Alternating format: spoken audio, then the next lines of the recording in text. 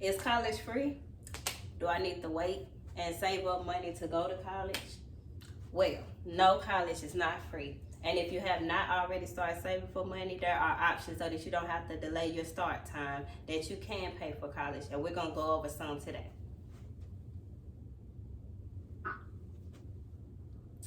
Three alternative ways that you can pay for your college education right now while not spending money out of pocket on the upfront are grants, scholarships, and loans. And I want to go into detail about each one and give you some information so in case these are some options that you may want to explore.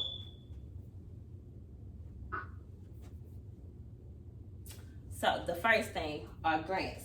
Grants is money set aside by the government for specific reasons. Education being one of those reasons. You can apply directly or through your FAFSA. So what that means is you can go to different grant websites and do the application on there, or when you submit your FAFSA, you're automatically drawn if you qualify for the grants. Grants do not have to be repaid. There's no time frame. It's money that they set aside. They've allotted this money so that people can utilize to go to school and they don't have to worry about the financial aspect. This should be like very inspirational to a lot of people, because if you haven't started saving, you don't want to delay your schooling so that you can start now, because sometimes we do that and now never comes. So these are an option that we have so that we can go now and not worry about it. Last year, the government paid out $721 billion in different grants for various reasons, from education to healthcare. And that goes back to what I said. You can get grants for a lot of reasons, not just education.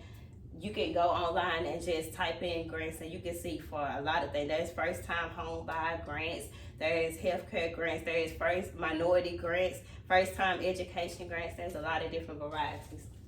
And yes, you can get more than one. So if I got one grant, no, that doesn't mean I don't need to apply for more. I can continue to apply and I can obtain more money than I need, because that's the goal, so you don't have to pay anything out of pocket. So you can keep on applying and you can get multiple grants, and that's perfectly fine. There's no penalty. Any money that is not utilized for the specific purpose will be paid back to you. The next one is scholarship. Scholarships are financial awards that you can utilize for your education. So you can get scholarships for a variety of reasons as well, from academics to education to the same thing, minority, a single mother. I know there's first time educational scholarships, and you can start obtaining them in grade school. You don't have to wait till it's time for you to go to college. You can start now. Like, if you got children who are young, this is the time to start, because all of that adds up. And that brings me to my next point, one of my next points.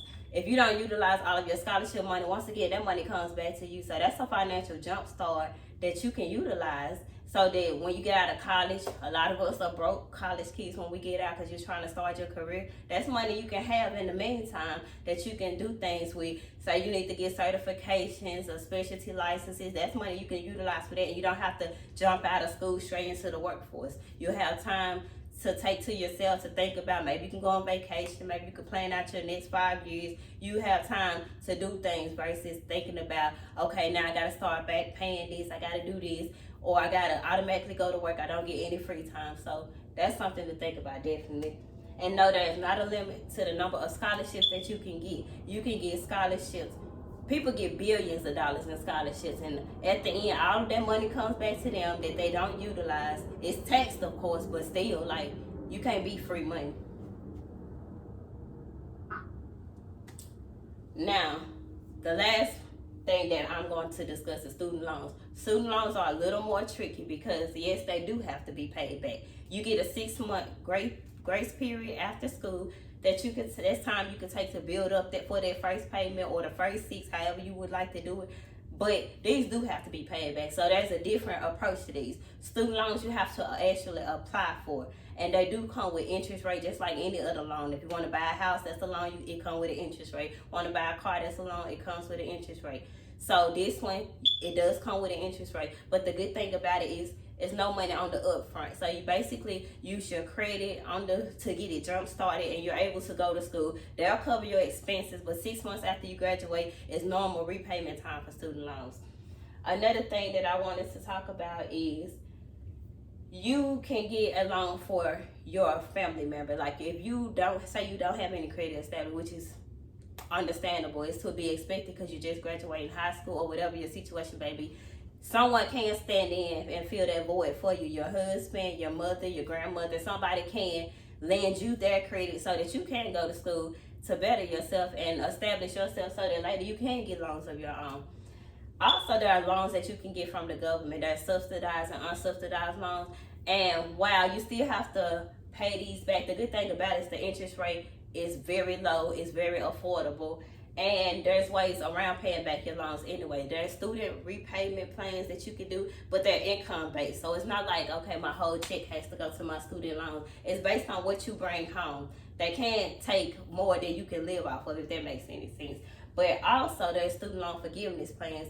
So one that I wanted to talk about was the teacher forgiveness loan, and my mother actually did this. What happens is once you finish college, you agree to teach for a certain amount of time for the government. With, you know, teaching is a government job, but you agree to teach for a certain amount of time, and they forgive your student loans as you go. So you get to go to school, you get to obtain your degree, and you get to basically pay it back in a different way other than financial. So while you're teaching, you are coming out of debt as well. So say you do want to be a teacher, that's a way that you can go do what you want to do, and then you can get your loans wiped out.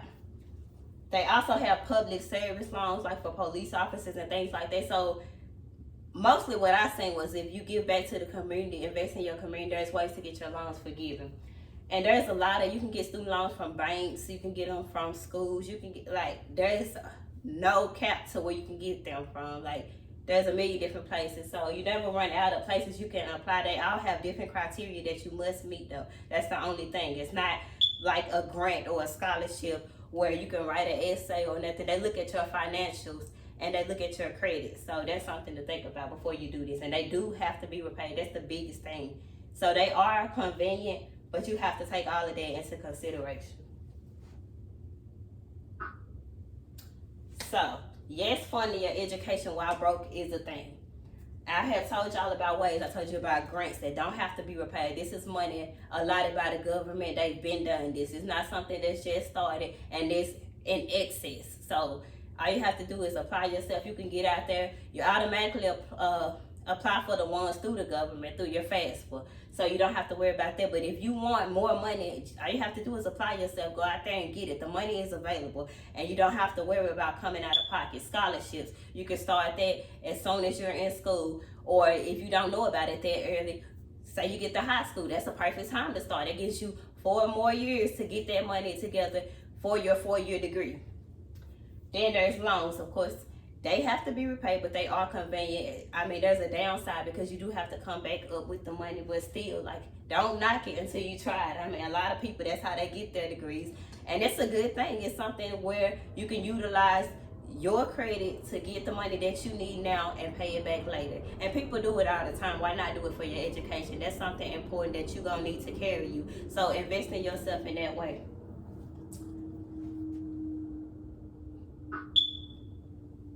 And this slide just has 2 quotes that I really like. It says, "An investment in knowledge pays the best interest." It's by Benjamin Franklin. And that's very true. Investing in yourself and your mind, that will pay you for a lifetime. You can go out and get a car now that you will sign a loan for, and you don't know, the car might break down, you might wreck it or whatever, but investing in your mind, that's something you can carry with you for a lifetime. Financial literacy is an issue that should command our attention because many Americans are not adequately organizing finances for their education, healthcare, or retirement, by Ron Lewis.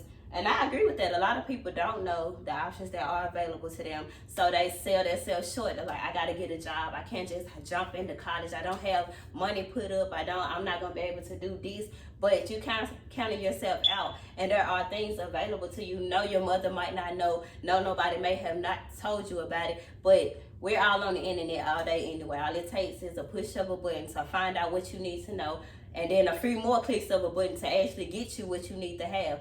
So you can pay for school without money up front. And these are just some of the ways. There's a lot other that I have not mentioned. And it's worth taking a look into, especially if, say, you're a non-traditional student, you have a family to provide for. You don't have the money up front. You working a full-time job already. Money is tight, but you want to go back to school to better yourself for the future of you and your family. There are ways to do that. There's programs in place to help you. And there's things that you can do without putting yourself in more of a financial burden. And there's many different avenues that these can be applied to. There's technical schools, there's community college. You don't have to jump straight into university and like drown yourself. You can take it step by step, and you can get help with each step. That's something you might want to talk to your financial advisor about in school. You could, reach out to anyone. You're in the right place. We're in the right time where there are opportunities available for you to get what you need. So do not give up on yourself. Invest in your education.